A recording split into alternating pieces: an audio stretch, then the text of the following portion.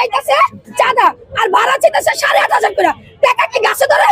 বিএনপির যারা চাইছে তাদের ছবিও দিব। আমার বাড়ির পাশে বিএমপি থাকে, আমার ধরে গেছে 5,000 টাকা দিতাম। তো ওরা 17 বছর না খাই তারা কি খাইবো না? এখন কোনো প্রতিষ্ঠান আছে? কোনো প্রতিষ্ঠান নাই।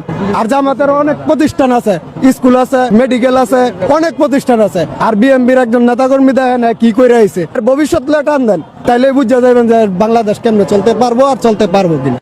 হাসিনা পতনের পর বিএনপি যেভাবে দখল চাঁদাবাজি মাস্তানি আর খাই শুরু করলো, আমি তখনই বুঝে গেছি এই দল আর ক্ষমতা আসতে পারবে না। যে কেন আমি এই সিদ্ধান্তে পৌঁছাইছি যে বিএনপি ক্ষমতা আসতে পারবে না। ব্যবসা করে 20 বছর। এই শুধু মুড়ি বিক্রি করেনি, আগে পল্টনে করতাম, বিএনপির নেতারা আমার দোকান খাইয়ে লাইছে, এখন আমি ফুটপাতে করি। সেখানে কত টাকা আপনার লস হয়েছে? প্রায় মাল সামানে ছিল 1.5 লাখ টাকার মতো, কিছু আনতে পারি নাই। আরো পোলাবানের পিছিয়ে 1.5 লাখ টাকার উপরে খরচ হয়েছে। এই তো 7-8 মাস আগে ওরা 5 গ্রুপ সাদা চাইছে, তো ওরা মারামারি করে আমার উপরে জাল উঠেছে। দেখলেন তো।